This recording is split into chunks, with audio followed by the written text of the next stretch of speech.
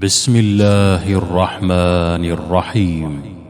أرأيت الذي يكذب بالدين فذلك الذي يدع اليتيم ولا يحض على طعام المسكين فويل للمصلين الذين هم عن صلاتهم ساهون الذين هم يراءون